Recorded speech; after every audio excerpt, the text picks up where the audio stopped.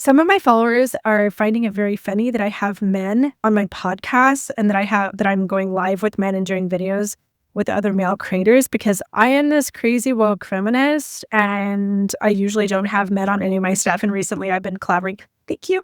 I've been collabing with men and people are like, what the hell are going on here with Jenny? And it's cool from discovering that there are some intriguing men out there that I actually want to hear from. And you're one of them. I call you Good Guy John. That's fair. I think I'm an okay guy.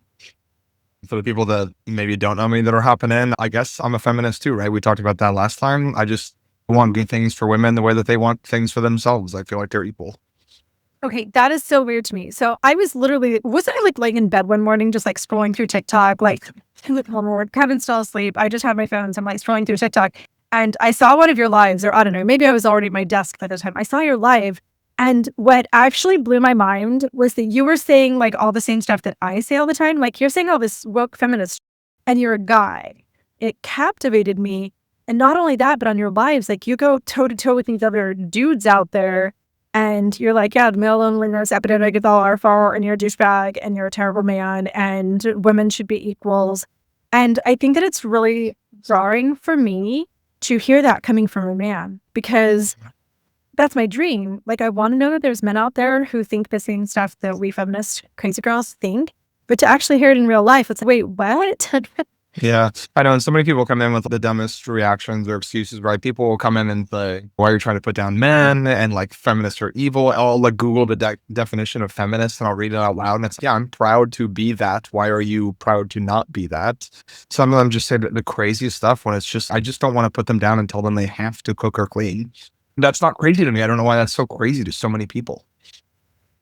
Are you just here to like bash men? Is that what you're doing?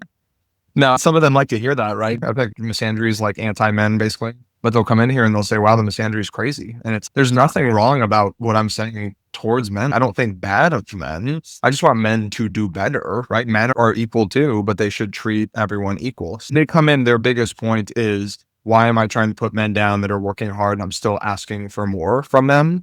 And it's if you're going to ask for more from your partner and ask for them to do more cooking and cleaning and parenting or whatever, it's totally fair for them to ask more from you. And life's not fair when you've got a kid and when bills are hard, right? You don't get to clock out at 5 p.m. and play your video game all night every single day for the rest of your life. So if somebody's got to put in the effort, you should both put in the effort. That's all I'm trying to say. I think that's what you were talking about when I scrolled into your live that first time. And what you said was, I work all day and I'm going to work this big long day today. But then at the end of the day, it's my turn to cook dinner. I'll be here in the kitchen cooking the dinner. Then I'm going to spend time with however, is your daughter 5? I think you. 5. Yeah, your 5-year-old daughter.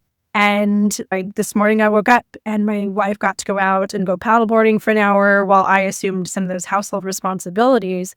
And it blew my mind. Reports show that women still do the majority of household labor in any type of a blended family situation. Marriage, live-in boyfriends, etc. Women are still doing the cooking, cleaning, laundry, just the household tasks, whether dusting the baseboards, all that stuff. Because a lot of men, whether the woman works or not, they feel like I'm making the majority of the money, I'm paying the most of the rent, so why do I ever have to vacuum? And you disagree with that. Like you're literally on TikTok saying, work all day and then come home and figure out how to use the vacuum. Yeah, exactly. Yeah, you've made me really aware of a couple of terms, right? Like transactionship and mommy with benefits, right? I think that's the one. So we can get into that if we need to. But the more and more I talk about this, the more and more crazy it is to think that there are men out there that, I'm sorry to get like gross, we just started, but that will pee on the toilet seat and will leave it there for their wives to clean up. It's like, you are a grown ass man. It takes no more effort to look at it and to not do anything about it than to just wipe it and move on. And I don't understand how there's grown men who, with their chest puffed out, will say, I'm on the moral high ground. This is the way it's supposed to be. Instead of realizing that what they're saying is, I'm a little boy who doesn't want to clean up after myself, right? Like the difference is stark, but it's really obvious to me now that what they're saying is the second one, just in different words. That's a mom with benefits. That's, I left home, I make about a column 3, but I just want my mommy to take care of me again. And so I'm going to put a ring on this cute little thing. And now she's my wife, but she's really just a mom with benefits. And that's what a lot of men want, honestly. There's amazing men who are getting with it, but statistics, the data shows that most men want to be taken care of. Yeah. That whenever people come in, the very first thing that they say, right, like my prompt up on my screen right now, I think the first one now says, even when a man pays all the bills, he should still help cook and clean. And when they first come in and they say, that's a woman's job, or I would never do that, right? Just something right away, they make the worst of assumptions and they completely out themselves, right? There's no context or anything. They just see the words man should cook or clean and immediately it's over, right? And they show their cards right away. And it's enlightening but saddening to see women in the chat say, these men are outing themselves. Like they don't know it, but they're like playing their cards and none of us would ever want to be around them. And the men will read that and then say, only the 200 people in this live think this. Confidently think 4 billion women agree with them and only the 20 that are talking in my chat disagree with. It's crazy. Man takes care of the outside of the house, woman takes care of the inside of the house. And that's not what we want to do. I don't want to scrub the toilets. I don't want to cook. I don't want to clean. I don't want to do any of that stuff. And I want to decide in the relationship who does what. And it's not my job to be anybody's servant. Yes. And that expander, when people say stuff like that in my chats, I totally get, if nothing else, because of societal norms over the last 20 years, 50 years, 100 years, 1,000 years, that there might be a relationship out there like mine that feels equal, where when the lawn needs to be mowed, I choose to do it and I'm okay with that. But that doesn't mean that men should have to do that because they have a Y chromosome. And it doesn't mean that women are out of that job for forever because they have two X chromosomes. It just means that because of thousands of years of like this being beat into our head, my wife and I both think that this is a fine agreement. But if tomorrow she wanted to mow the lawn and I didn't want to, there's nothing wrong with that just because I'm a boy and she's a girl. That's ridiculous. It is ridiculous. Okay, I was raised in a very traditional community. I was Mormon and I was a trad wife for 24 years.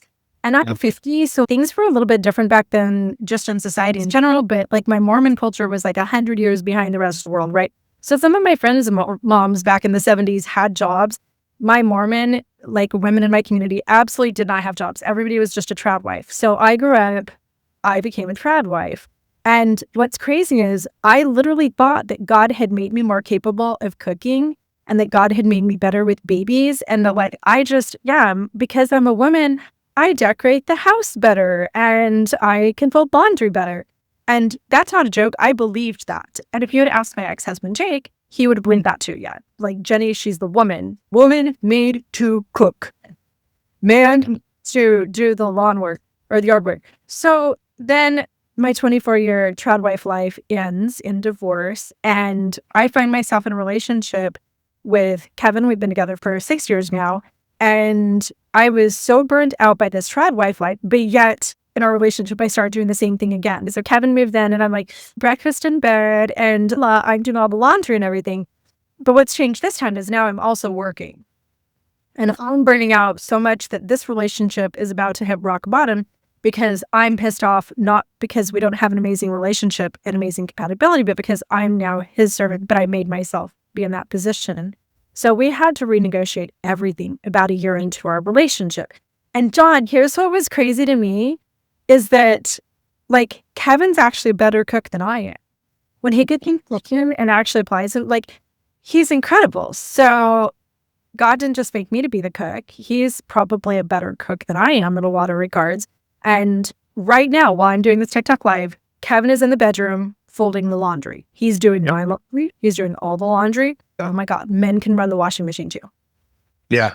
Yeah. I just don't understand. These people will believe so much about stuff like science, right? And science is super important, but they'll believe all this stuff about science. And then the second I ask them, like, tell me what in the human genome makes women better at doing the dishes. Tell me what the science is out there that suggests that only half the population is inherently skilled at that. And then, of course, it's all of a sudden science doesn't matter, right? It's just their belief or something. And a lot of people will cite, I'm sure maybe from your past or just because you're into this stuff now, there's a number of like Bible verses is the big thing in the US for people that will disagree. There's a number of Bible verses that mention something about the wife or the woman. And the fact of the matter is that book is really old, right? And even if you really believe that book, if anyone tells me that half the population that's as smart as me is not able to have the same rights as me, right? Like they should be pressured to do stuff that I'm not pressured to do, I don't want to subscribe to that. That's not my thing. If that's what you believe, that's not my thing. I'd rather suffer for forever than tell my wife upstairs that she has to do something she doesn't want to do. That seems silly. So you just don't give a damn what the Bible says to you.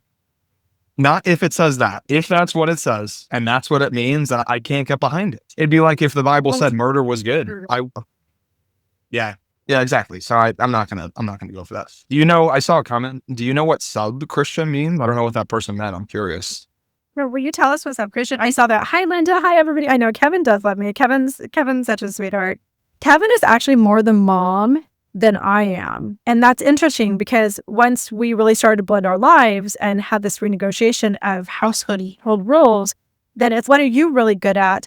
I'm actually not really good at working with kids. I'm like this boss babe. I'm a type A personality. And children are somewhat difficult for me. Kevin is an educator. Like he's been a teacher for 26 years. He's incredibly good with children. So in a lot of ways, like he's the mom in the house and I'm sometimes more the dad. Like I'm the disciplinarian. I take on roles that are very non-traditional feminist within our home. It's funny how we pick and choose stuff, right? So everybody talks about the Proverbs 31 women and there's books written on that. But right there, and I'm an atheist, just to be clear, like my followers know I'm completely atheist. I do not believe in the Bible. Christian mythology, I think, has done us all dirty. And it did me dirty, so I'm no longer participating in it. But what about, there's a verse where Jesus is with Mary and Martha. They're the sisters of Lazarus. And Martha's in the kitchen, right? She's in the kitchen and she's doing all the cooking. And she's like, hey, Jesus, go tell Mary that she needs to get in the kitchen. And Jesus himself says, Mary's out here with the men. She's chosen the better part. So like, why are in the Bible? Don't be a Proverbs 31 girl. Be a, what is that, Luke 20 or something? Be a Luke 20 lady. Jesus said, get the hell out of the kitchen. He literally says that in the Bible. Get the hell out of the kitchen. The better option is to be out here with the men. So like the Bible, people cherry pick it. Pastors have cherry picked the Bible so that they can make women think that they have to be crab wives. And it's ridiculous. Yeah, and it gets back to, certainly they like to pick that when it supports what they think, but then they won't pick the part about not eating certain types of meats or like wearing certain garment fabrics together or like thread types together. And to me, it just goes back to like when men say that kind of stuff, they don't realize it, but what they're saying is, I'm really tired and lazy and I really want to relax. Please give me a break. But what they say out loud is, I've got this moral high ground and this is the way it's supposed to be. But what they mean is it's tough. This is tough. And I don't want to step up and put in the extra effort or support or hours or whatever it's going to take to make their partner and their family feel supported. And then they'll stand on some kind of excuse. Either I worked all day, I made the money, the Bible says this, something like that. And then they'll like that is their big manly chest puffed out excuse. I always use that phrase. Like people come into my chat and their chest is just puffed out, and take a breath. Just be willing to have a conversation. Realize that the other 4 billion people staring across the aisle at you, the women, they are people. Like science says, you guys think and feel just like us. There's nothing different except for the chromosome thing. Do you have merch yet? I don't have merch yet. I should, right? Right. You need women people. I have all the feminist merch. I have Man Is Not a Plan.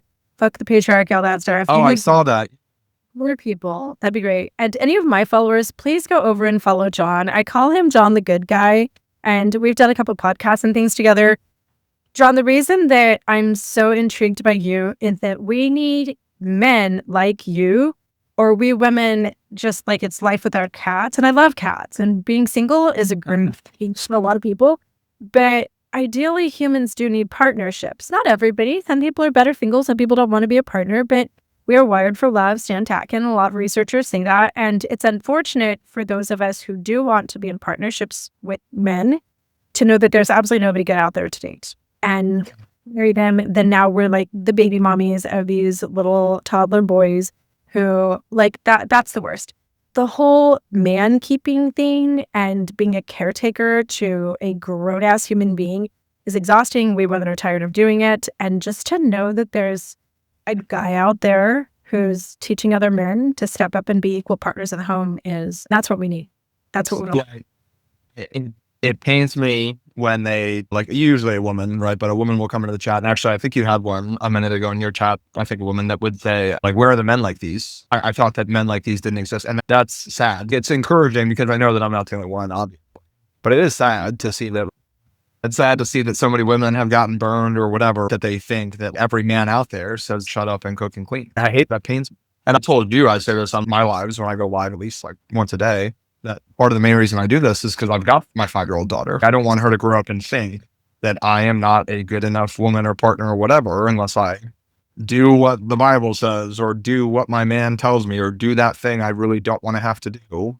I want her to be able to choose. And then if she chooses to cook and clean, whatever, that's her choice. But I certainly don't want her to sit around for 18 or 40 or 60 years thinking, I think I love this guy, but I really hate doing this thing, but I better shut up and do it, right? She's better than that. All you guys are. All women are. All men are. So I just love that. And that's like the new wave of feminism. That's our motto, is for our daughters. So I love that you talk about that. And on that topic, Linda Mason, Linda, I haven't seen you forever. I'm never on TikTok. So I'm just so happy to see some of my peeps on here. Linda says, I had 4 children, Jenny, and I taught my boys as well as my only daughter to cook and clean. And John, that's how we disrupt this future cycle. That's how we become the cycle breakers. That's how we stop this from moving forward. Like, it's 2025 right now. We don't want to be having this conversation in 2045, 2050. Yes. I don't want my granddaughters. I have one little grandbaby. He just turned 4. I don't want that generation 50 years down the road to still be having this conversation. And one category of the human race to be the servants to the other category, I want to stop it now. And Linda, that's exactly how we do it. And I've raised sons. I teach them exactly to do the same stuff. And I think that's a really distinctively different mindset that my parents didn't have and my grandparents certainly didn't have. Like my granddad, the boys went to Boy Scouts, they played football, they did their homework, they were working on careers, while the girls, they were in the kitchen. And I saw this in my own life. Like, I'd go to grandma and granddad's house, and all of my grown-ass uncles, after dinner, would just sit at the table while we women cleared the plates. In my entire life, I'm 50 years old, and I have been to so many Thanksgivings and Sunday dinner at grandma's house and all this stuff. I've been to my uncles' homes for dinners and stuff too. I have never once seen one of my uncles, who are that generation, ever go into the kitchen and do any of the work. yeah, They're washing the dishes. They're not mopping the floor afterwards. They're not like putting away the leftovers or anything, because they were taught these very distinctively gendered roles. And I think that we do our kids a disservice when we raise them as half of a person. Like, why should a bachelor not know how to decorate their house, not know how to meal prep for the week, not know how to run their washing machine, and be waiting for this woman to come do that for him? And why should a woman not know how to not have the education, not have the job skills, not be able to provide for herself, get her own credit, buy her own home, and take care of herself? Women need to be taught that leadership. We need to be taught the whole package. Wouldn't you agree? Like, we need to stop raising people to be half of the package. Yeah, 100%. I don't understand. I had somebody in yesterday, I think, that came in and said, I know that it doesn't work the way that John says it works. The other way works better. And whenever I asked, okay, what's your proof? What's your data? What's your logic? And this guy said, history. And I was like, okay, we used to not fly. We used to not have internet. We used to not have slaves. What do you mean history? And then, of course, they went back to their little messed up argument of that's the way it's always been. And if that's the way we always thought, we would still have slaves. We wouldn't have internet. Like, we'd still be hunting bears for like meat and blubber out in the wild, or whatever happened 30, 40, 50,000 years ago, even 6,000 years ago. That's what you think. And it's like, the time is now. The time is not 200 years in the future when it's a little bit easier. It only gets easier to make changes like this for the better when people like us do it when it's hard. Otherwise, we would still have all those terrible things and we wouldn't have good things like the internet. So I'm not going to wait until it's easy and comfortable to tell men who disagree with me, hey, your daughters don't have to cook and clean to be good daughters. I'm going to say right now. And hopefully I make a difference to one or two of them. Maybe someone's listening right now and they'll open up. Who knows? And that's the funny thing too, because like, people cling to these certain things about history because I'm a man. I want to go to work. I want to come home, sit in my recliner, and I want to have the wife cook my dinner. And that's a magical feeling. Like last week, I pulled like a 16-hour day. I had all these scripts and a podcast and an interview to do. And it was like 8:00 at night. And I was still sitting at my desk when Kevin came home, and I was supposed to be the one cooking dinner that day. And Kevin, this happens so often. Kevin comes home, my podcasts have gone long, something's gone long. And Kevin gets out of the kitchen and he cooks yet again another beautiful meal. He comes over and sets it down. That feels magical. Oh my God. Like I'm eating this good food. I didn't even have to cook it. That feels amazing. So yeah, Yep. history and says, and to say, it makes sense why men want this. I want to say that history tells me I just get to sit down at the table and this beautiful woman's going to bring me all this delectable homemade food. That's history. But if we're really going to cling to history like that and like traditional values, then we're going to live like the Amish. We're not going to have electricity. I'm not going to be on this TikTok live with you. I'm just going to have my electric toothbrush and my my car with the gasoline in it. If we're going to be historical, if we're really going to cling to history, like that's how I did it's always done, we got to get rid of all the other stuff too. We're all going to go full blown Amish. So that history is always bizarre to me. Yeah, I'm going to say this, then you got a question in the chat quick. But if I think about it from my daughter's perspective, I don't want my daughter growing up and saying, oh, actually, I wish my dad wouldn't have spent so much time and attention on me, because that's not what men did back in history. Like today I spent all day with her. I'm supporting my wife while she makes some of her Etsy stuff. I don't know if I told you that, but she's like starting to make homemade bags and clothes and stuff. Like I want to. Yeah, I could show one off on the stream I got downstairs. I showed off on one of my lives. But so she was working on that today, and I had a super long day. And then I was like, okay, I'm tired. I would rather just sit here until bedtime. But like, my daughter needs something. Like, we've been playing games, watching TV all day. So I sucked it up and I took her out to the beach. And no part of her is going to grow up and say, I really wish my dad would have worked more and watched more TV while mom cooked dinner, because that's what men did for the last 100 or 1,000 years. So from their perspective, from the kids' perspective, it's super important for us to get this right. You just have so much common sense. I think I've done men dirty by not having the expectation that they'd be more involved in parenting, and also just men going out and working in offices with briefcases and just taking off and being gone. That's actually not traditional at all. For all of human history, we have worked together in these agrarian societies where our children were apprenticing or actually working in field, working the businesses with this. So the fact that dads are now removed from the homes because of late stage industrialized, capitalistic American lifestyles, that's not natural, that's not traditional, and we need to just, like we should get rid of corporations, we should get rid of outside jobs. Everybody should come home and work from home so that dads can also be involved in their parents' lives. Kevin was born Lutheran, and he's whatever the synod is where they're like friendly towards women being, I have to get in like my church girl, like women can be the clergy and stuff, and they're friendly to LGBTQ. And he was also raised on a farm where the women were valued as equally as the men. So Kevin is like the best kind of Christian. And I always say, if I could just patent what Kevin has in regards to like his relationship with God and his interaction with the church and the difference that he's making because of his religious teachings, then there would be no hate in the world. There would be no war. He is, I hate to say this, he's like the ideal Christian. He's so perfect.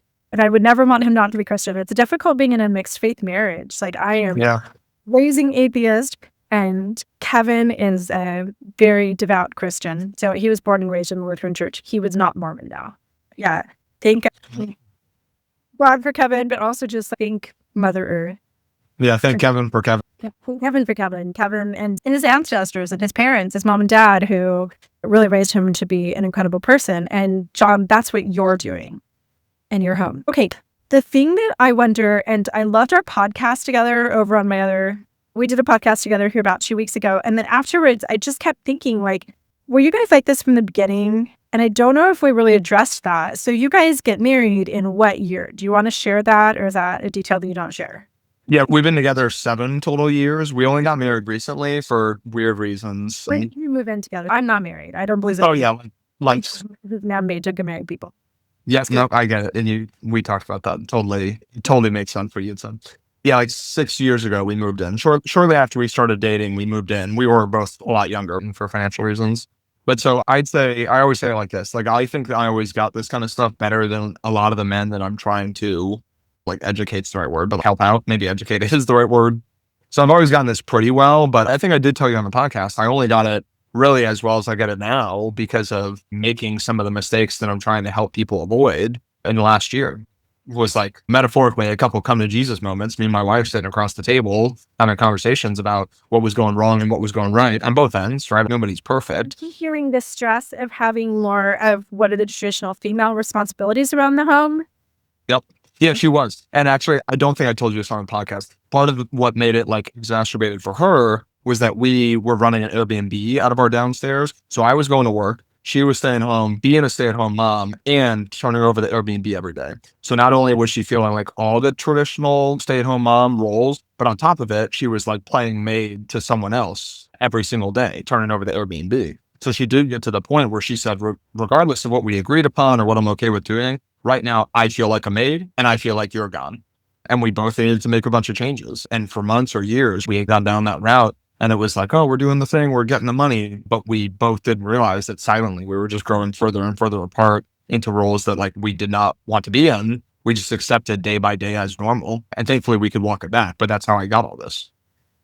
Oh, that's so fascinating. Did you ever watch Downton Abbey? No, I haven't. I've actually All had the some, but I have servants not. like live underneath the house, and then Oh, yes. like up above. And they don't even get dressed without a servant literally like dressing them. And that's how I felt as a trad wife. I felt like I was just like the servants down below in the basement. And I only surfaced once in a while if Jake needed my help. But other than that, like I was in like the belly of the big mansion and I didn't get to enjoy that life. So you started to just see that strain in your wife. And I think that a lot of men, like my ex-husband, Jake, Stinky Jake, my followers all know Jake. I hope you guys still hate Jake because Thinking Jake. Stinky Jake, if I came to him and said, like, one example, we have 5 children. I had just survived an ovarian tumor. And then we sold our home and we were moving across the country. And my health was extremely fragile. I was 97 pounds and I was very exhausted. I had this tumor and all of this medical stuff that had been ongoing for about 2 years at that point. So I'm packing this house with 5 kids and just hauling all the dishes out of cupboards and putting them in Rubbermaid boxes and things like that. And Jake comes home one day and it's, I need you to help me. Like, I can't do this move. I can't pack all the kid stuff. We had this huge $1 million house that I'm single-handedly packing without movers. And Jake got mad at me. Like, he was instantly like, you're not doing your job. You suck. You know, what the hell? Step it out, Jenny. I already packed my stuff. Like, my dresser and all my stuff has been packed for the past 2 weeks. And and he's like, you're not doing your job. We had a contract. My job is to do this. I'm making all the money so that we can buy the new house in South Carolina. Your job is just to pack the damn stuff. And I think that a lot of us in our relationships, when we bring things to our husbands or they see that we're stressed, a lot of us face that. And rather than you telling your wife, this was our agreement when we got married, you were supposed to be the one who does all the cooking and cleaning or whatever. Rather than that, you like connected and empathized. Yeah, exactly. Yeah. And sorry, let's think you did. She's not capable of it. How do we have more men to be like you? That's my everything. Yeah, I guess it's scary to think about back then. And I don't actually know if we were at the edge or whatever, but what is the most important thing in my life? Like, it's my daughter who's asleep across the hall in her room and my wife who's upstairs sewing. There is literally nothing more important to me. Now, if you're out there and you're one of the 6 people listening to this or somebody sees it later somehow, and they are thinking, like, no, the most important thing to me is this job. It is this paycheck. It is this number. Then I could understand why some people make that decision. I wouldn't agree with it, but then it would make sense. If somebody is sitting there saying, those are the most important things to me, then it's okay. The most important thing to you is begging you for something different.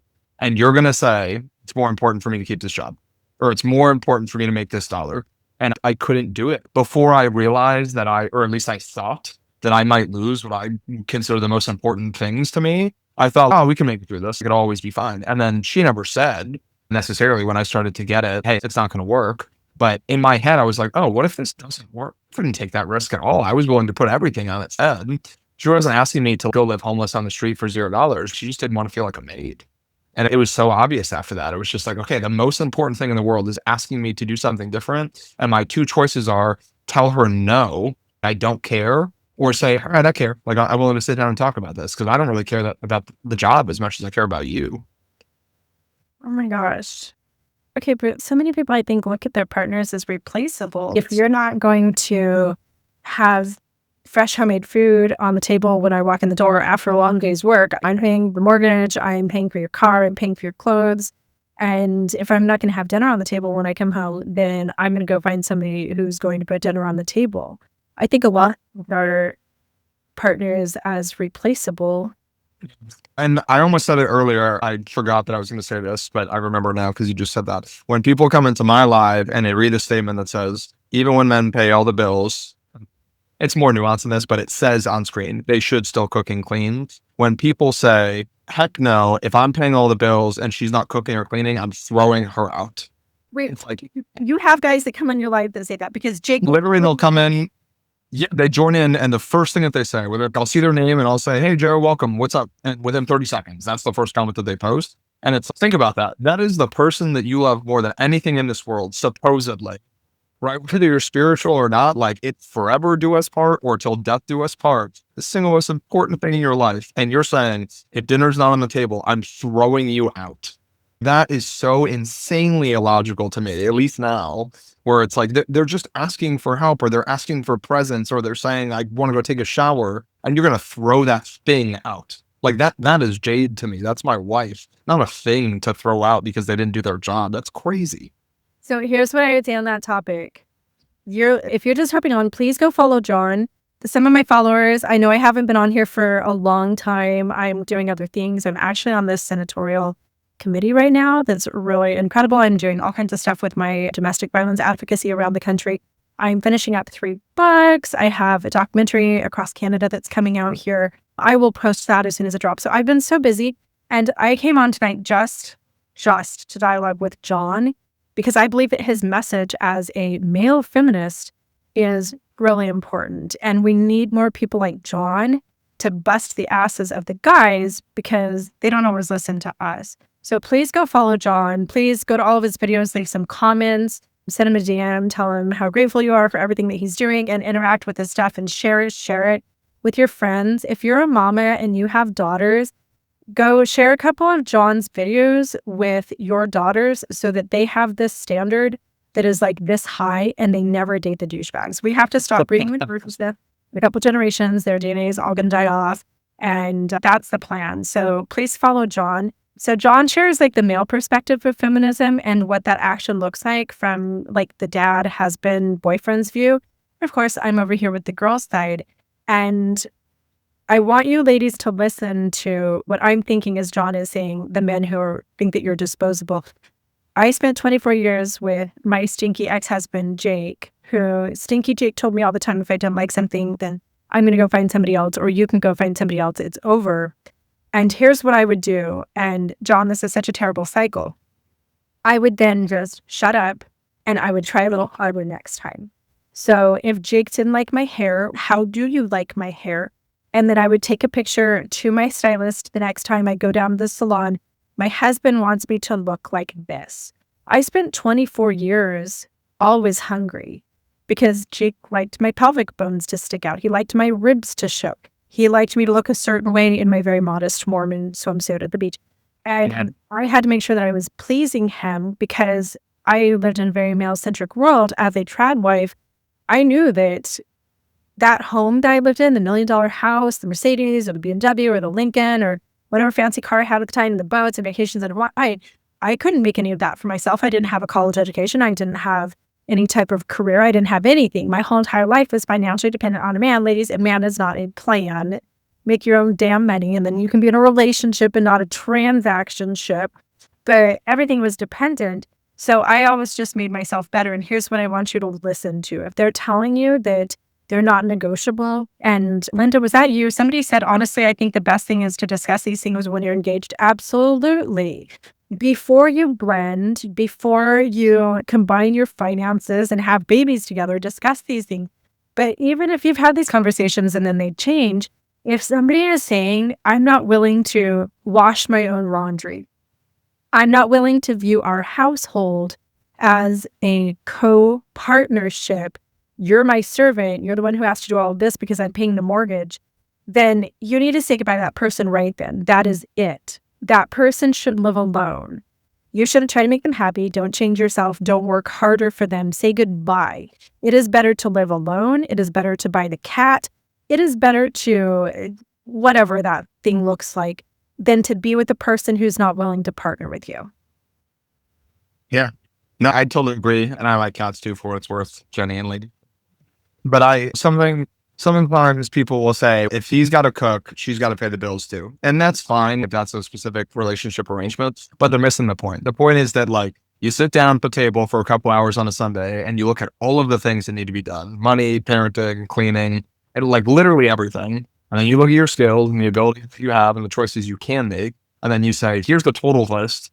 How do we want to break this up? And every single thing doesn't need to be 50-50 or 60-40 or whatever, but it's just both of you need to feel like looking at that giant big picture that both of you are putting in the work and the effort. And then if one person does pay the bills and mow the lawn, and the other person does like some more cooking and cleaning than the first person, that's fine.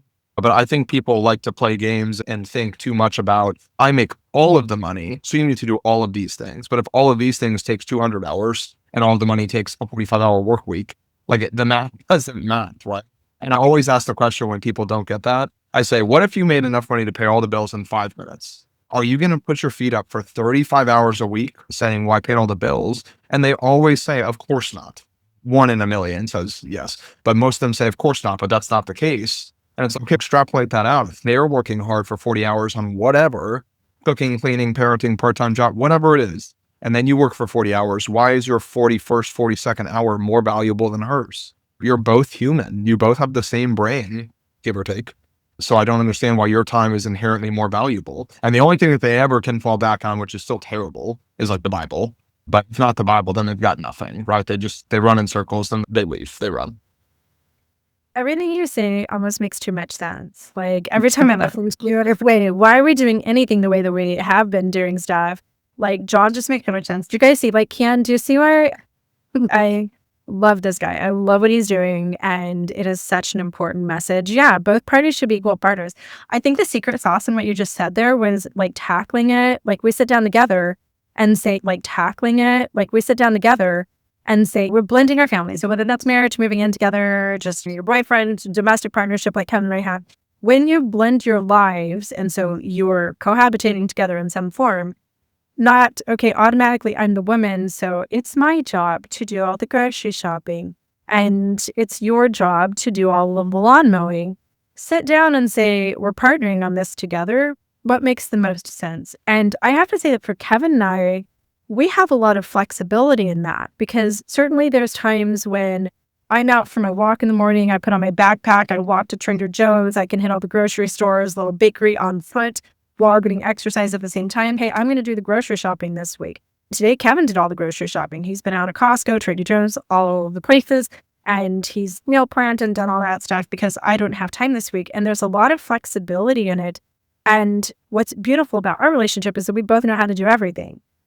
Certainly, like, I definitely can't jump my own battery, but it taught me how to. Part of that is just, I was raised to be a girl. I was raised to be half of a person. My daughters, they can take care of their own cars. They don't need a man to do that for them. So how does that look in your home? Like, but just down to the nitty gritty of this week, there, Sunday night, from now until next Sunday, you guys have breakfast, lunch, and dinner, and grocery shopping, and laundry, and childcare. Those are some of the main things. How do you break that out? Yeah, by default, at least in our arrangement, so much of my time is working. Like that happens to be what we go through, not because I'm the man and that makes it right. It's just, that's the way that we divide that part of the responsibility. So by default, she's going to do way more cooking, cleaning, parenting than I am, because I'm gone 40 to 50 hours doing my work in the office. Everything else at this point, because it's been like at least months, if not years at this point, of a well-oiled system, it just works. And I think there's a lot of forgiveness too and patience, and it's almost natural in the asking for help. Before I came on live, I was in the kitchen. What was I doing? I think I was grabbing my daughter's drink that she had before bed. I put it in the sink, and my wife in the other room, who's sewing, she's not paying the bills from her sewing yet, but she's sewing. She said, hey, can you get me some water? And she said, please, right? She was sweet about it. But in my head, I could have gone, I'm getting ready to go on this live and try to change the world and maybe support my family a little bit better. But instead, I just got her some water. She said, thank you. And I said, you're welcome. And that will happen all the time, right? Like I'll plan out some stuff to do and I'll just say, hey, I am going to do this because I know we need to do it. Like grocery shopping. She was going to sew today, catch up on some stuff. And I knew we need groceries. So I made a list and I did it. And there's going to be some of that from her. And then there's going to be a couple things where I feel like I need help and I ask, and then she'll ask me. And then the very smallest bucket of things I'll ask and she'll be like, well, I can't do that. And here's why. And it's not personal. Right? There's no part about it where the relationship's going to end and our daughter's going to go hungry if I have to suck it up and do it instead. And it's the same thing vice versa. If she said, can you get me some water? And I was sprinting down the stairs to get to Jenny because I was running late, she would understand, right? The relationship's not going to end. But it's because we do the 70% so well and the 20% before that so well, that when the tiny little non-consequential 1% falls apart, she's not holding it against me. Like we're not going to bed angry. It's just water, or it's just dinner or something. It's not a big deal. So in my Mormon marriage, my trad wife life for 24 years, my husband, so Stinky Jake, he never did his own laundry. He never did any childcare. If the kids had their toys, we raised 5 kids. So if the kids have had their little trains and Legos and stuff spread all over the family room or whatever, that was my job. It was my job to pick that up. Interesting too, it was also my job to be his personal assistant to our businesses. So I actually did go out and work for free. I just didn't have a paycheck. So I would go to the Chamber of Commerce. There were certain clients that I helped run our businesses and do the advertising and things like that, but I never had a paycheck, nor was I on his bank account. And it was really weird for me to leave that lifestyle behind. And that was just 7 years ago, by the way. If you're new to me, 7 years ago, I escaped 24 years of domestic violence, left my Mormon trad wife, MAGA life, and decided my life take two is that was bullshit. I'm going to do this act a little bit differently. And Kevin and I have been in this great renegotiation to try to find a way for, now I'm no longer this trad wife, now I'm this feminist. And I feel like I have rights and like I want to go do things in the world besides just cook and clean. And it was really interesting for me to figure out how to do that. And in some ways, we are very structured. Like we will plan ahead for the week who's doing like taking Brody to a doctor's appointment or things like that. But no longer do I feel like just because I'm the girl, I have to do all the cooking or it's my job to clean the fridge or whatever. I almost feel like the way we operate now is like if you're in volleyball, if you're playing volleyball in the middle of the game, like if the ball's coming your way, then you'll yell, "I've got it," so that this person steps out of the way so that you can spike the ball over the net. I feel like that's how we manage our household. So it's the weekend, and as we're looking ahead to the week, then I'm yelling, "I've got this. Monday, Tuesday, I already have the stuff for dinner, and I'm getting Brody to his doctor's appointment, and we're dealing with orthodontics and stuff, but I don't have time today because I have 14 hours worth of podcasting. Can you clean out the fridge?" So Kevin cleaned the whole entire fridge beautifully last night, and that's how we do it. We're always looking ahead, and it's not my job to do all the cooking or any of the specifically female gender role things. And it's not just his job to provide either. I also work. And it's not just my job to do the kid stuff. We both cooperate as a team. And it is very much, I've got this and I've got that. And next week, it may be very different. Next week, he may do more of the child care. He may do more of transportation for the kids and other things. And I may do some of the different stuff. So that's how we handle it. And John, I love it. Yeah, no, I love everything that you just said too. Something that you said made me think of, I think you said something about jobs. One of the gotchas that some of the men like to come into my live and You guys have to go watch John's lives. The men with the gotchas. one of the ones that they do is they're like, okay, so if he doesn't want to have to work, like he should be able to go talk to her and not pay all the bills. And I'm like, did you expect me to say no? Yeah, that's fine. If a man says, actually, there's a lot of pressure, I would feel more supported if you work. Can we compromise? Can we come to a different agreement? That's also fine. Like, I don't understand why they're so butthurt on things needing to be the way that they've been for 200 years. If today I got a demotion or there was a pay cut or I got laid off and I said, I don't really know a better way for us to do this whole family thing overall, unless we both come back to work tomorrow, at least temporarily, are you willing to play ball? If I needed to go have that conversation, I would go have that conversation. And I know that my wife loves me for more than being a wallet. And if that was the best thing for like her and me and our daughter, regardless of some kind of like preconceived men are wallets notion, she would do it. So when the men say that as like that gotcha of, oh, if I don't pay all the bills, then suddenly I'm like a beta, or they come in and they say C-U-C-K a lot. It's no, that's also totally a fine arrangement to have. There's nothing about that that's a gotcha. No double standards here. You guys are both humans before you are men or women or wallets or homemakers. We're all just people. My followers get really mad at me when I show sympathy for men and talk about not being gold diggers, not exploiting men, not just mooching off of men, don't be a parasite. My followers get really mad and they say that I'm not a real feminist, and I am a real feminist, and I'm a globally recognized feminist, and I'm out there pushing for legislation and fighting for women's rights literally every day of my life. That's what I do. But yeah, they get really mad because they don't want to let down on men. Men should be paying for everything. Men should do everything, and we don't want to be nice to them. But I'm the mother of sons, and I have a lot of men in my life that are very close friends of mine, and men are people too. We're all humans, and it really bothers me to see what late-stage industrialized American suburbanized capitalism has done to men. Yeah. I was robbed of having a dad because my dad worked a swing shift, and he would be leaving for work at 1:00 in the afternoon. I didn't get home from cheer practice until 4:00 in the afternoon. And then he was asleep, and I didn't have a dad because my mom was a trad wife, and my dad had to work really hard in his job to support this massive Mormon family. And to me, that's the exploitation of men. I don't think that we should have a standard of men being the only ones to work. And yes, certainly when you have children, there are times when a lot of women stay home and take care of the kids because the childcare is expensive. But the way that I coach some of my personal coaching clients is that should be something that we decide on an individual basis. And why can't the dad take a year out of work too to stay home with the 3-year-old? Figure out what you can do so that those men can also have space. Like, who said that men have to just spend their whole entire lives working, barely have time to retire, never be around so that they're with the kids? Like, when we invented that, I think that it did a great disservice to the human race. And it makes Yeah. And like got real sciencey, like my assumption is that it comes from like long time ago needing to beat back wild animals and lift heavy things to build houses, right? But it's obviously 2025 now, not 10,000 BC or 20,000 BC. But it's like we are much smarter than our bodies or some book from 2,000 years ago suggest. And again, like science shows that women and men are relatively equal. There's nothing better or worse about either one of our brains, no matter what's different. So I think we should all think as people first, and then men and women maybe second or something else that's not nearly as important. And yeah, I can share from personal experience too. Like my dad, he worked a bajillion hours and then he was on call doing tow, and he's still like the greatest dad in the world to me. Like I appreciate his sacrifice, whatever, but it surely is not fair that what I saw of him was bringing home dinner, cooking dinner, eating dinner, bedtime. Like that's what I remember of my dad before my mom and dad got split and then I grew up.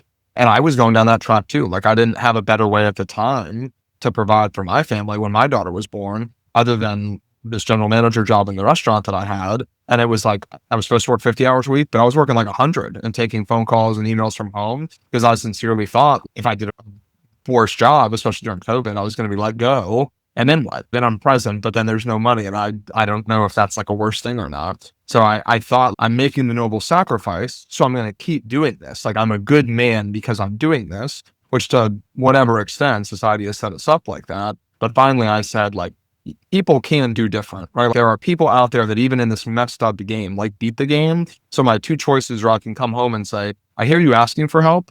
No. Or I can say, I hear you asking for help. Let me see if I can at least try to change it. And like it paid dividends. I work from home. It's 40, 45 hours a week. We would make way more money than we ever made. And my daughter and wife are much better off because so am I. And that's what the WFH is on John's stuff. I call him John the good guy on my channel, but he's work from home husband and dad, right? Yep. So amazing. So that was a really interesting mindset for me. That was such a brain fuck for me, coming from a Mormon, MAGA, trad wife, girly, to Kevin and I want to do something very different. But I was inventing a system that I'd never seen before. The totally opposite role model for me. Now I'm trying to create a life very different than what I grew up in and just winging it. Like I was my own guinea pig. How can I do this different? And I was all over the place. There was a lot of trial and error. But that moment, what really fucked with my brain was that moment that I realized just because I'm a woman doesn't mean that I can't be a provider. Like, why can't I provide for my kids? Why can't I co-provide with my beautiful partner, Kevin? And getting to work, I have a sales job with a windshield company that my ex-husband and I used to own together, and he fired me from. So now I'm a sales rep for my windshield company. I do social media. I do some private coaching. It takes all these different jobs. I'm a social media manager. When I'm out there working and I'm bringing in a paycheck, there is this incredible sense of love that I have for my partner that I'm also partnering in providing. And that's something that little girls aren't taught. But mommy were sitting around with the little girls saying, someday you can be a provider with your husband. No, we have this dialogue around men are the providers, women are the nurturers, women are the mommies and all that stuff. But I have such a sense of respect and love for Kevin when I co-provide with him that I was robbed of as a trad wife. I really felt like the same that I felt when I was a teenager and I had to ask my dad for money to go to the movies with my friends. That was the relationship that I had with Stinky Jake. Jake had to, like, and my sugar daddy. No, I get that. Like, women looking for fathers, and we need to stop exploiting men and allow men to be fathers and to be partners. And hold on, sorry, TikTok thinks that I am no longer here. All right, you got to do a little puzzle thing. No puzzle. Yes, I'm not doing the puzzle, but no.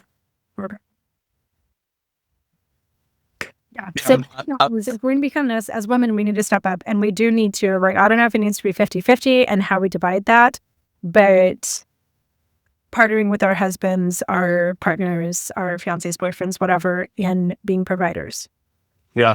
Yeah. Danny just on the chat, sugar daddies are better providers because there's a contract. I'm going to assume that they're not being facetious and that they actually mean that.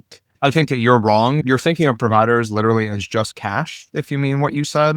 And providers is not just cash. Like, providers is not making sure that the bills zero out and you're not in the red on the 30th of every month. Providers are physical protection, like love, emotional guidance and learning, presence, soccer games, concerts, stuff like that is all providing. It goes much more beyond, are you homeless under a bridge or not?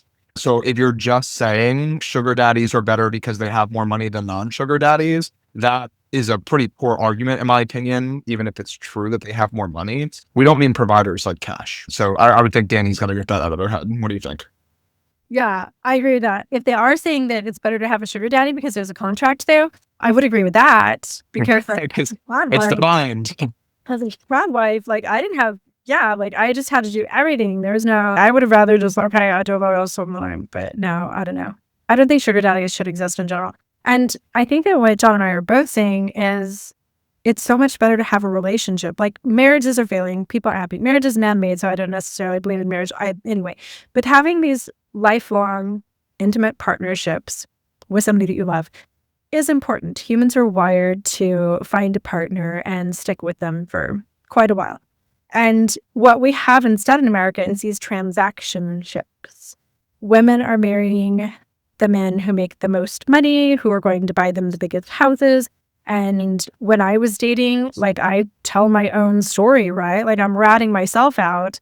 I wouldn't have dated some guy who didn't make enough money. Like, why would I? I was a high value woman, and I was turning everybody into a transaction ship. I need someone who's going to buy me the biggest house and be able to take care of the biggest family. And I think that's really sad, because we are in so many ways monetizing the person in our life who should just be an intimate partner. And now that I've gotten rid of the gender roles in my relationship, now that I'm a co-providing partner with Kevin, our relationship is about our relationship. He's not a paycheck. I don't just look at him as he's paying the rent. We have a relationship. We have this human-to-human connection that is almost free of monetization. And it's incredible. It's beautiful. I want everybody to have that. Yeah. I wonder, as you said that, it made me think about something, like, not to relate it too much to business. I think people normally do better within, like, companies or industries when they learn from the bottom, right? And they do really well. And I almost feel like marrying into money, or like marrying into a trad wife situation, is like an outside hire. And I bet relationships probably do better generally when you, like, build up from the bottom, because there's nothing wrong with having money, right? And there's nothing wrong with, if it happens to be a woman, she does more of the cooking and cleaning if that's what she chooses to do. But when you guys come from a situation where there's not enough resources, like, you don't have enough time, you don't have enough money, you don't know how to do this whole, like, relationship parenting thing, and then you build that life together, I think that at that point, like, you're homegrown, you're not outside hire, and then you guys can both enjoy things like money and time and access and whatever, without it being what defines each other, right? Like, you're both people in love with each other, and you happen to have the nicer house now because you've been together 10, 15, 20 years and you figured it out together, and you have the kids that are doing well, not because, like, you married a teacher, but because, like, you both grew, and you grew as people and parents. So yeah, that just came into my head, right? The outside hire thing. Maybe I'm getting ready for Monday morning. I like that. Yeah. I don't know, being a little Mormon trad wife early, like, I put up with so much stuff from Jake because I was financially dependent on him, and I hate him, but I love my house. And when I found out that he had been cheating on me for 24 years, and also he was a brutal abuser, I can't even talk about all of it on social medias because my whole account would get banned. But what made me decide is, right after I found everything out, I was home alone one day in our high-rise luxury condo folding the laundry, thinking about, what do I do? Do I change the locks? Do I go talk to a divorce attorney? Do I move to my mom's house? What do I do? Do I just take him back and we try to work on things and he gets therapy? And as I was folding the laundry, I was looking at this beautiful condo that I had, and it was spectacular.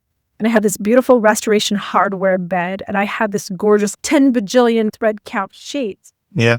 I realized standing there, I actually have a substack article that I wrote about this moment out of my diaries.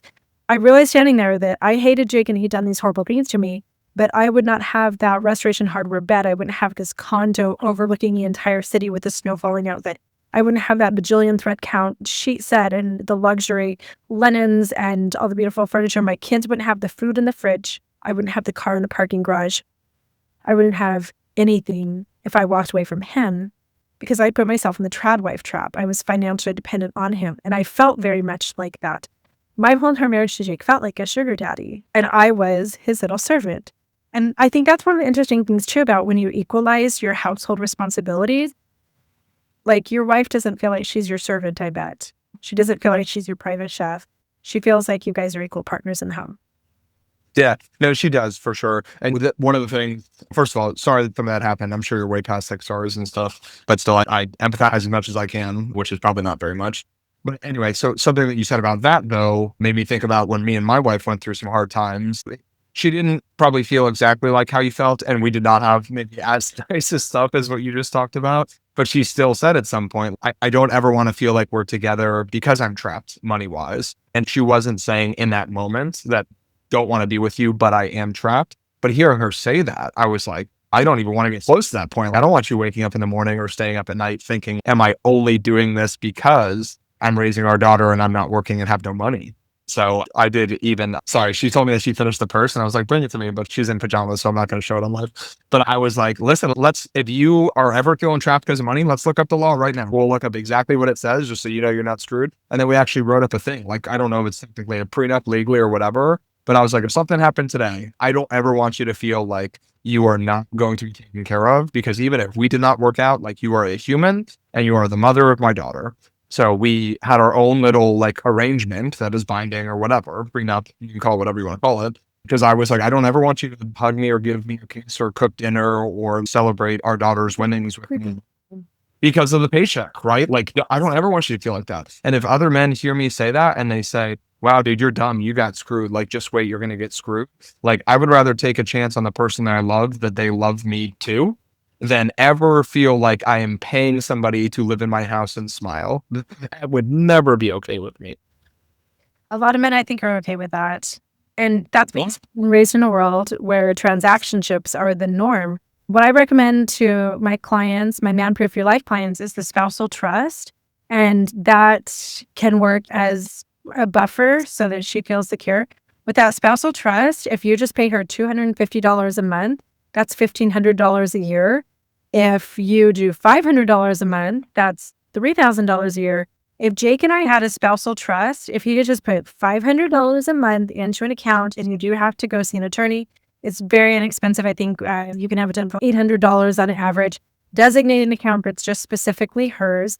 And then you can even have a clause in there that, like, if we're still married after 50 years or whatever, then we use that together and we go on a cruise around the world or something as for golden anniversary, whatever. But that spousal trust for me would have meant that I can't remember the exact math, I think it was $164,000 after 24 years of marriage. Jake would have paid alimony or child support. We wouldn't have had to have attorneys. I would have had an account that was designated as mine, non-divisible and divorced, super simple to do. Any attorney can do it for you. It doesn't necessarily have to be family law attorney. And that spousal trust has to be deposited every single month. $500 a month, I would have had $164,000. I would have been staying with Jake because I wanted to stay with Jake, and I wouldn't have been homeless because I left my marriage with zero. I had nothing. He had pre-planned for it, so we didn't have. That's crazy. I was homeless. I was without money within 4 days. 4 days after my 24-year marriage ended, I went to Trader Joe's to buy $46 worth of groceries. Our accounts were closed. All of the money was withdrawn. He had hidden everything, and I never got a penny back. Nothing. So 4 days until I was without money, eating out of Catholic food banks and things like that, not able to even put gas in my car. And it was 10 months until I was evicted and homeless. I was tent camping. I was sleeping on benches. I was sleeping in the back of my vehicle in Walmart parking lots, bouncing around to friends' houses. My 2 children were homeless with me too. That's how our parking lots, bouncing around to friends' houses. My 2 children were homeless with me too. That's how long it took. And a spousal trust would have prevented that. It's interesting that 160, whatever it was, that certainly would have been a huge help to get on your feet, especially like hardworking, smart person like you. You would have done tons with that. But like somebody in the chat just said, Mage, that still probably is pennies compared to 20 or 30 or 40% of whatever Jake was bringing in over the 24 years. So it's crazy to feel like that tiny little fraction would have made you feel so safe. Be here for 24 years. Yeah, but then men are like 50%. That's insane. What did you do to her? I want my daughter growing up not just saying daddy had a good job and made a lot of money. I want her to say in the same breath, daddy had that great job and made a lot of money. And it was also in part because mom did such a good job with the house and with me during the time that dad was working so hard, right? This is not a dad made it. This is a dad made it on the back of mom, like very confidently being the best damn mom in the whole world to me. So that dad didn't have to worry about that and could go to work and deal with the business, right? Like that is not a separated thing. I can only do that from 8 to 5, Monday through Friday, because I'm confident that what's going on upstairs is safe and productive and that my daughter is becoming an amazing human on this planet. First of all, how do we clone you? Because I have so many like gajillions of female friends who they can't see. Nobody out there. The men want them to go be trad wives or I don't know, in some way be a servant to them. So it's really hard. There's a lot of sexism out there still to Disney. We haven't caught up with the women. So how do we clone you? But also one thing that you dialogue about a lot is you are such a partner with your wife in every facet. You aren't just helping with dinner. And you sent me, after we podcasted that one day, you guys, John sent me, he said, so we podcasted all day. Oh, yeah. You worked your full-time job. So you let your wife go. You didn't let her. You made sure that you were child caring in the morning so that she could go out and paddleboard in the ocean. You guys live close to the ocean. Then you had worked your full-time job. Then we had podcasted. And then you did this beautiful like Mediterranean wrap for, I don't know, tangerine naan bread or something and organ beans. Like you have worked this full day, but it's not just that. You're not just like physically managing the household together. You talk a lot about emotionally partnering with your wife, connecting with her on how she's feeling, listening to her needs.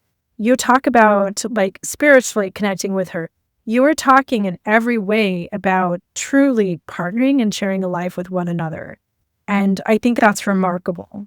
I don't know about cloning. Certainly, I think if we can catch more young men about this stuff before maybe the more hurtful views do, because we're all impressionable. And again, that's one of the things that got me online. It was like I saw videos, millions of views, millions of likes, like shares, follows, whatever, of men telling women on podcasts, yeah, if you want to be a high value woman, like you'll do the cooking, cleaning when you're told. Millions of views and likes. So it's okay. Obviously, I got to do my part and talk about this. It's easy enough to just come online and talk. So I got to fight that stupidity. But yeah, and fabulous. On the other hand, so sad that this stuff isn't basic. That should be basic in order to make it awesome. You got to starve out anybody who's not. Yeah, this should be basic. This should be, if you're in a relationship right now and this isn't happening, then sit down and have a renegotiation. I had to. Kevin and I were like a year and a half in when I started working and was like, wait, I don't want to be a trad wife anymore. Why am I a trad wife in this? And it wasn't Kevin, that was me. I decided I was just going to do all the girly stuff. We're going to have pink and blue roll. And we had to sit down and have a renegotiation a year and a half into our relationship. And it was actually really hard. I cried. I'm like, he's not going to love me because I'm not cooking all the dinner anymore. But I'm not cooking dinner right now. Kevin is in his room loving me, doing the laundry, our room, loving me. Just the same. Yeah. Yeah, one of the things I think I told you when we talked was, or when we did your podcast a week or so ago, was I, not in a weird way, I think people at first think that this is weird, but I relatively regularly, I'll just ask my wife, I'll say, are you happy? Is everything good? Not like anything's wrong. I just want to see, need anything? Do you want anything? Like something different out of the pets, our daughter, me? Is there anything about what we have right now where you're like, right now it'd be the easiest thing in the world for somebody to change? Right, John, could you do this thing different? Could you get me water when I ask instead of saying no and then getting yourself water? I don't know what it is, right? That is an instant change. If it's going to make her day better, just tell me, right? You're in a safe space. And then certainly if there's something big that could change, hey, I want to move. I never want her to hear me say, are you happy? And her say, not really. I want to move, but I'm not going to say it to John because X, Y, Z, right? If she doesn't feel safe telling me that, who's she ever going to feel safe telling that kind of stuff? So I like to regularly check in and say, how's it going? Do you feel good? Do I feel good? If I need something, I tell her. And whether it leads to a renegotiation or just an affirmation that things are great, I think that's incredibly important. And I think I told you, especially so many young people, I think they're like afraid to hear that the answer isn't yes, everything's perfect. They're so afraid to hear anything but that instead they put on this giant defensive shield. So when something comes their way that it's not perfect, it's all of a sudden an argument. They're more defensive than receptive. Yeah, I've been working so hard and I see that a lot. Yeah, like I'm working so hard, I'm doing everything I can, and you're just not happy. Like you are a woman who's never going to be happy. You'll never be satisfied. Kevin and I do it like this. We ask, what do you want more of? And that's an opportunity to really say, I appreciate that you printed up all of my stuff for me this week so that I didn't have to fix the printer and do all that. I love how you did that for me. I love that we lay in bed and spend about 30 minutes just talking at night. And we just like, Kevin and I lay in bed holding hands and just talking about like emotional processing of the teenagers are really hard to deal with. And we have that time privately in the dark to just talk about that stuff. I want more of that. And then what would you like me to change? What are a couple of things that I could do better or get rid of altogether? What do you need from me that's not already happening? That's how we dialogue about it. And I love that because first of all, you get the compliment and like, you're doing this great. And it's a safe space where it's not just like I have to like bring something up. But hey, Kevin, this is terrible. You need to change this. We have this touch base every once in a while where we ask that. And it's a great time to say, and Kevin usually has stuff like, I feel like you're burning yourself out too much, honey. So why don't you let me do this? And I'm always like, I feel like I'm burning myself out. So I need you to do more. No, I feel that. Yeah.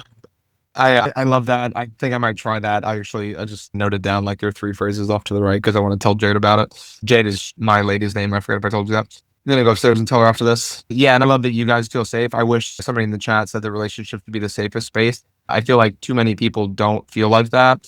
And I have to guess that even if it's not always the man, it's usually the man. Men are so prideful that they don't want to have that admission of, I don't want to live in a world where I can work so hard and still be told I need better or different. And I think that men often create that unsafeness. And then, of course, the women don't want to say anything and it becomes a giant snowball. It's sad.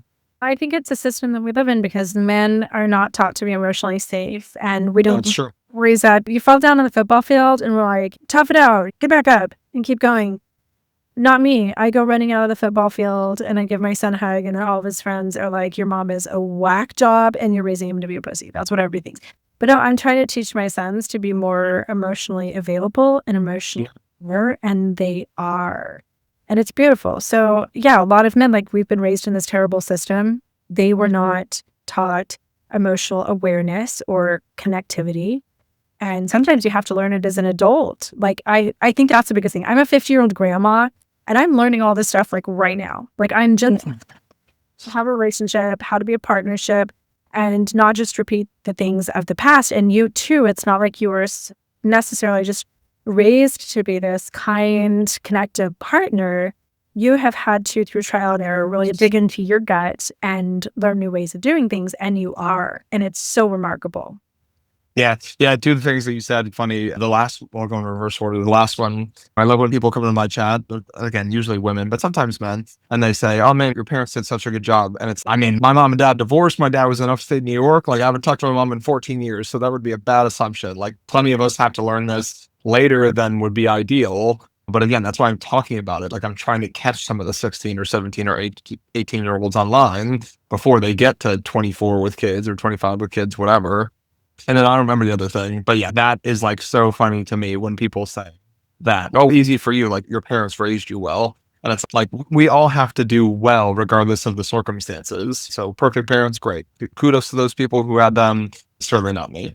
And actually the other thing, because I think this is interesting, kudos to my wife and anyone that is listening. I think this is important. The thing you said about hugging your son, I used to, as a dad, be like, oh, they're a kid, they're crying, right? That's normal. And certainly there's something to be said about like kids growing up and getting brave and tougher. But sometimes my wife early on, she would think to me, she would be like, do you think that 2-year-old or 3-year-old is smart? And like objectively the answer is no.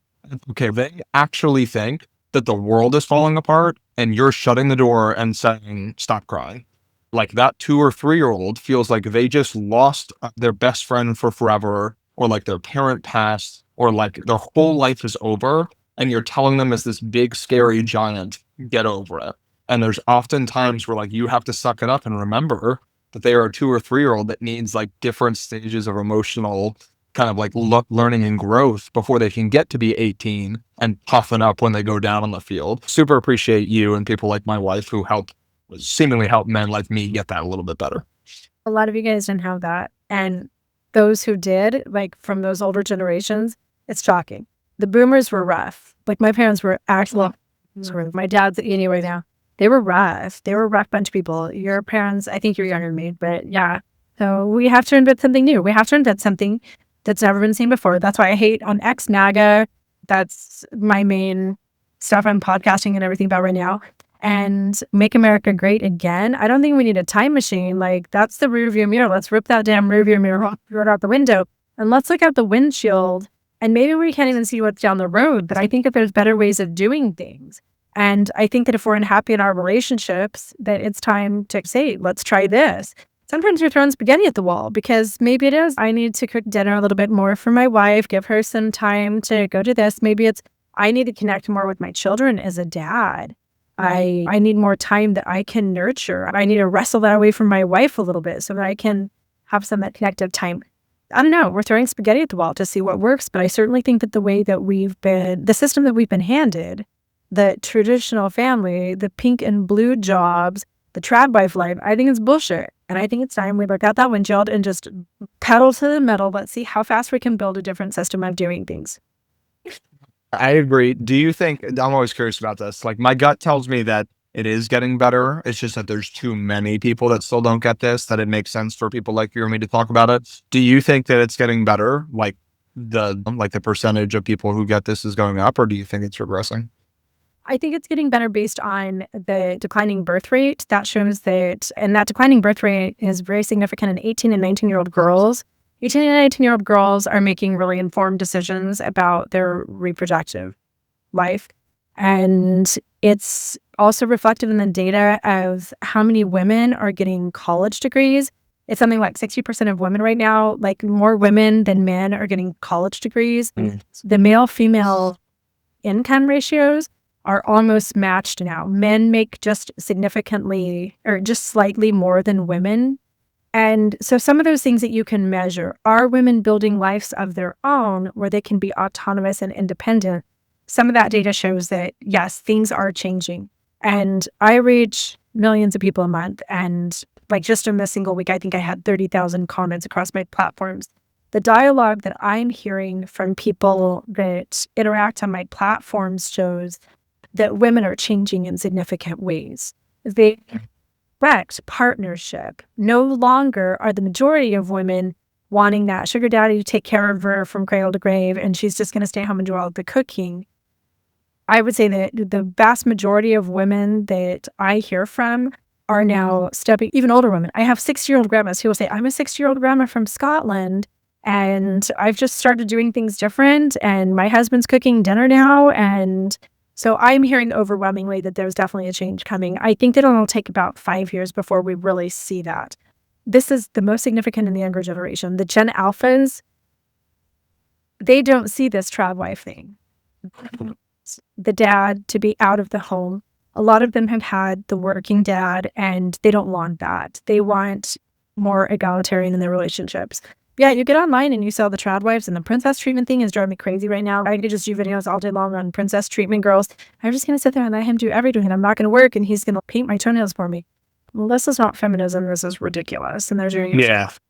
We get online and you sometimes think that the trad wife trend is pulling us all back to the pits of hell, but I certainly don't think so. What do you think? Yeah, no, I like to think it's getting better. I also think another statistic, it sounds scary at first. Some people will come into my live and say, I'm encouraging or I'm going to cause more divorces. There have been some men that have come in and just said, I am the reason people are going to get divorced wrongly. But so I think the fact that Tell me the divorce fairy, John. Yeah, great minds do think alike. I think that if anything, it's like encouraging in kind of a weird way, because the divorce rate is higher now than it was, like, let's say 100 years ago. I don't view that as people now are like dumber and like just don't know what they want. I don't think that the divorce rate is higher because people are dumber. I think that the divorce rate is probably higher now because people are willing, people, especially women, are feeling empowered or able, or like it's okay to say, I'm not happy. Like, I don't know how much financial risk I'm about to be in. Like, life is going to suck. But what I know right now is that I am incredibly unhappy. And then they're willing to make that move. So I think, at least for now, like that being on the higher end of what it's been, maybe even slightly going up, I think that's a sign that like young people, and if it happens to be women, good, because it was unfair for too long. They're willing to say, this is not the life I want. And I'd rather chalk up the last 2 years to a learning experience then give up the next 80 years as a miss. They're the only 80 years that I've got.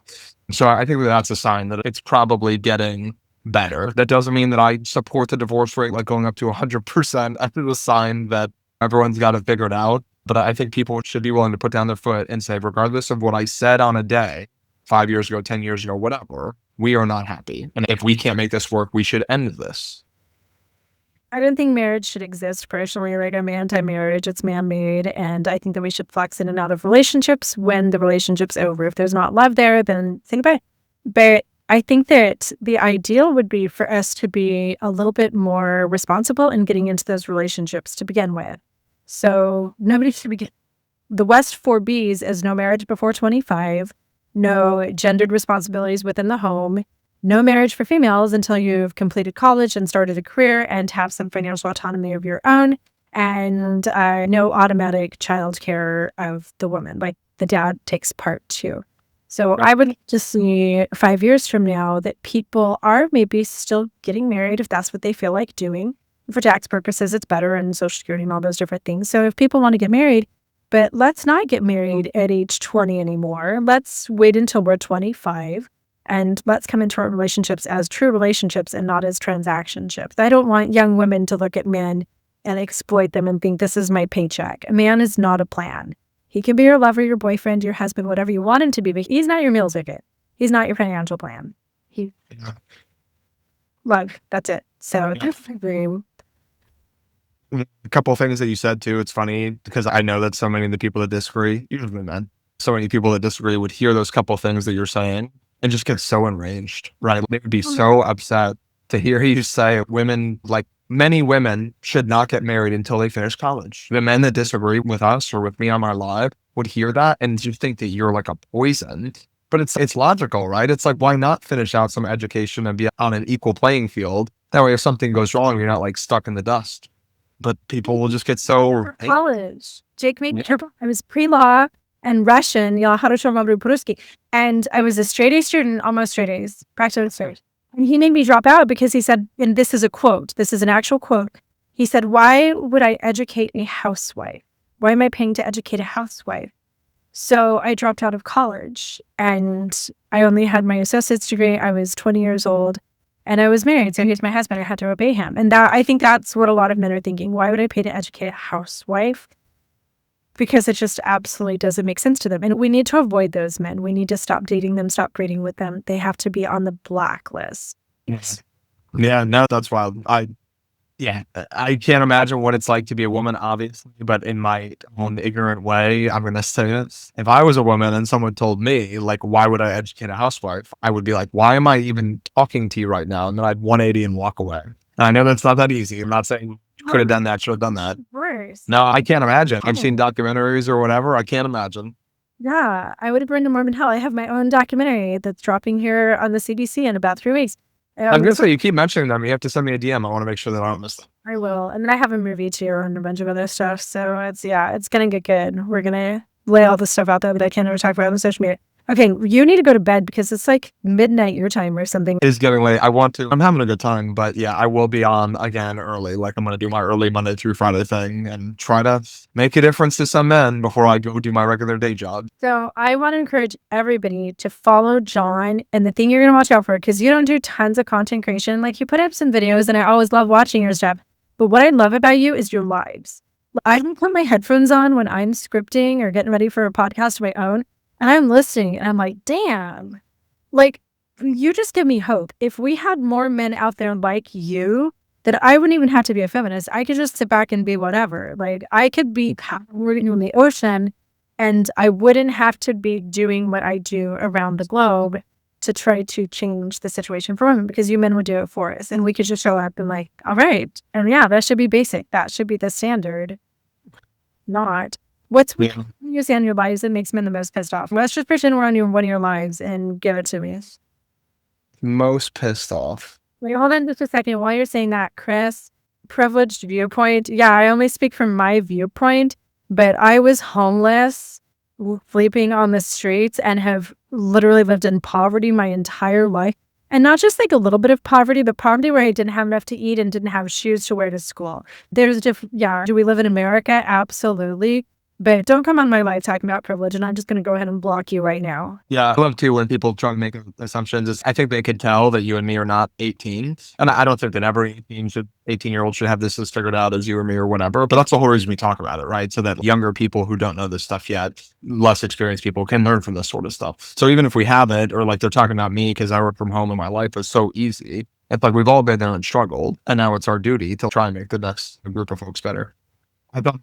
I think the thing that makes men, I think, the most pissed off, and it really is just like the prompt that I always have on screen, but that statement, the most common response I get to the statement of, even when a man pays all the bills, he should cook and clean. He should still help cook and clean, or still do some of the cooking and cleaning, whatever it says. The most common response I get is, wow, so the man should just do everything while the woman sits around and does nothing. That is the most common response I get from men that disagree. And you can tell, they're just like, what a freaking beta. Like, he's just doing princess treatment. He's going to do 200%. She's going to watch Netflix all day. And it's like, that just shows the type of people who they are. Because what it says is he should help. But what they see in their kind of screwed up way of thinking is, this guy is advocating for me to do everything and my wife to just sit there like the lazy woman that she is. And that is their own brain projecting onto what they read. But that gets everybody when they disagree with me. They come in all pissed off.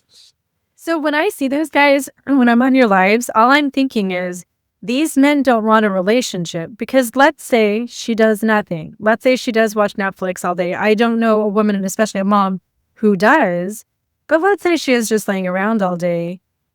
Isn't it a relationship? Don't they want her in their life so that they can connect, so that they can share life together, so that, they can have that emotional bond with somebody? No, men want a servant. And in your comment section, I always see these men, they wanted a maid. They married a maid. For benefits, because they want that mommy that's going to do all their stuff for them, so they don't have to. And then they want to take her to bed. Yeah, I mean, I said earlier, some of them will say, I would feel her out if she didn't do that. The other phrase that they say that really outs the way that they're thinking is what you're saying is, then what is she good for? And it's, so what you're saying is that if she does, yeah, exactly. Even if what I was saying was that the men should do all the cooking and cleaning, you are saying that your woman is only good for cooking and cleaning. That is what you say. When you say, like, John, you're saying the man should do all the cooking and cleaning, then what is she good for? That is you saying out loud that your woman is only good for cooking and cleaning. And it's like, how messed up is that? I'm sure that's not what you would say outside of this conversation, but that is you outing yourself as the way that you think about the person that lives in your house. I'm not even going to say your partner. They're just a live-in maid. And that's harmful. Yeah, it's a maid, and then it's also access to what happens in the bedroom.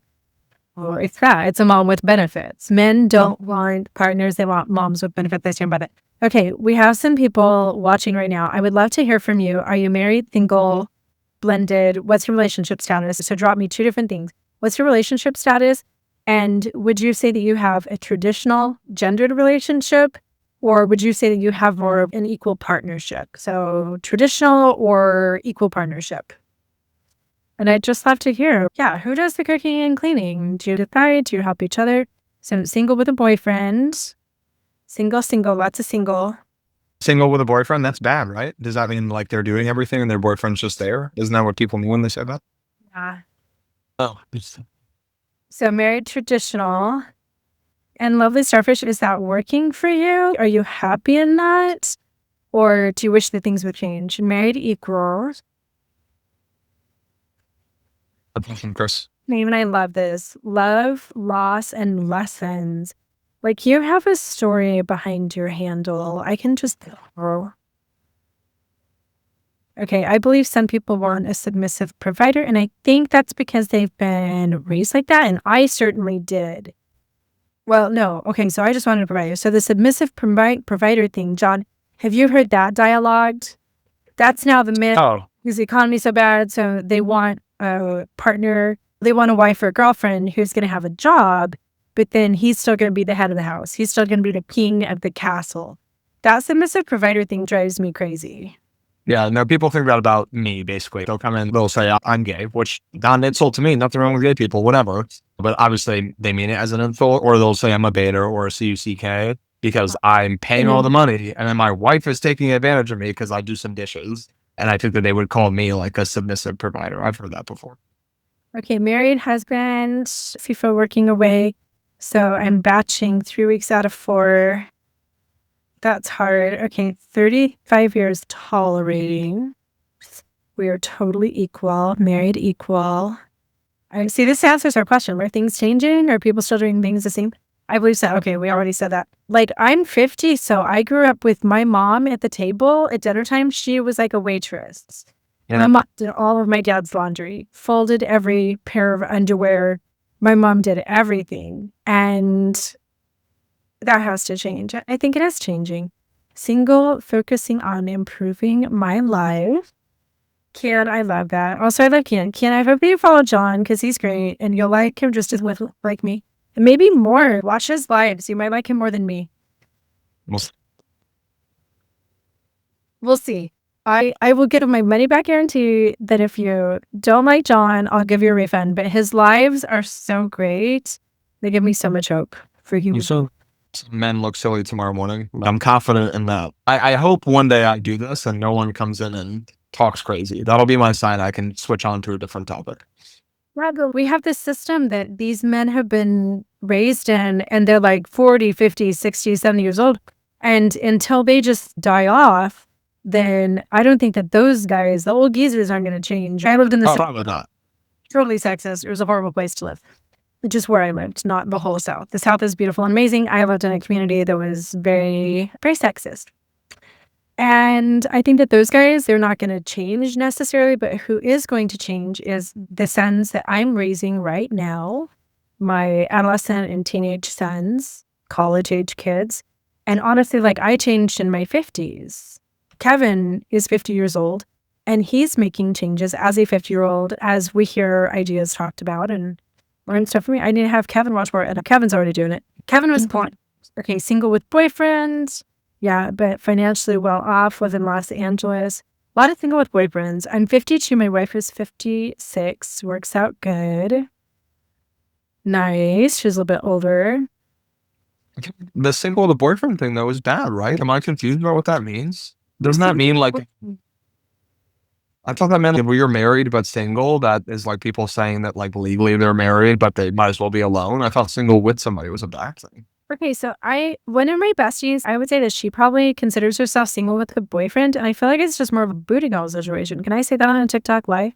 Like it's more Find out. bedroom stuff, but he doesn't participate in her life at all. Like it's a date night type of thing. Like they'll get together and go out and then go to bed. No, not super serious, not living.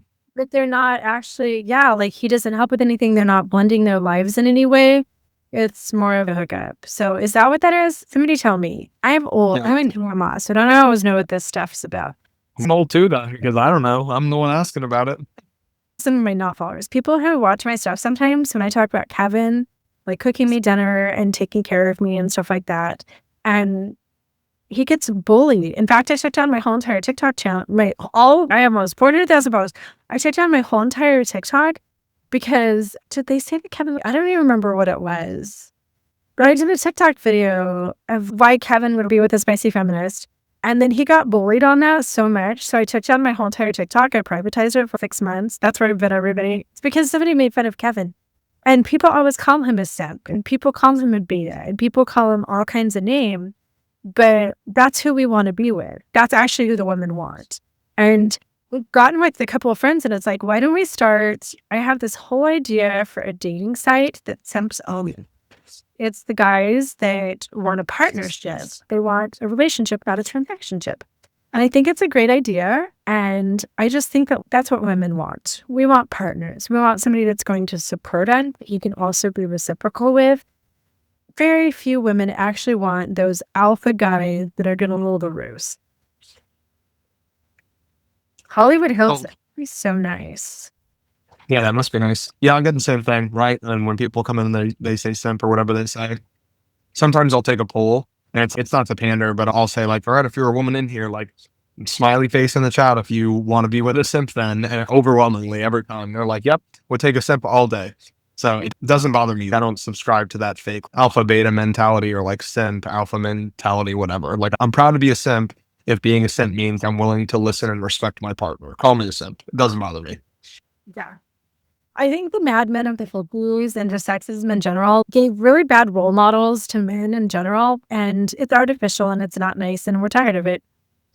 Yeah. Alpha male is definitely a bore, for sure.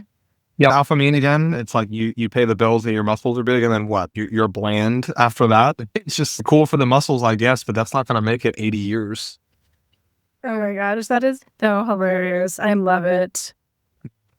John, I should hop off and go eat some dinner, and I think I need to check on my teenager and see where he's at and stuff. Yeah. Please go follow John. Make sure that if you see him live, that you click on the little thing and hop in there. Oh, you're an Exmo too. Hey, Jamie. The Exmo's in the house. Nice. One mini club. Like, John, you never did the Mormon thing. You really missed out. Like, you could go do it for a couple of years just so that you could. I do love the content though. It's very interesting. Not only yours, I've seen some of that ex-Mormon stuff in the past, and it's very interesting. So good. It's funny. Like, why does anybody watch ex-Mormon stuff? An alpha male believes his own press kit. Oh my God, that is so funny. An alpha male believes his own press kit. That is so funny. That is so true. John, we need to do this again. Okay. Yeah, nice to see you on Instagram, Ken. Okay, you guys are absolutely amazing. I love you so much. Go make the world a better place. And in conclusion, if you're in a relationship and you're still in pink and blue role, look, we don't necessarily need to do that. It's okay to have a renegotiation. It's okay right now to call your boyfriend and say, hey, I'd like you to do dinner this week because I'm too busy working or whatever. And also, I think that it's okay to have those expectations that I don't have to settle for something less than what I want. Like, raise the bar. You guys are absolutely amazing. So pop over to John, comment on a couple of his videos so we can get that algorithm up and share a couple of his things with people. And yeah, go drop comments on 3 of his videos. You guys, it's been so nice hanging out. All right, Jenny, thanks for having me. Here. Have a good night. Bye.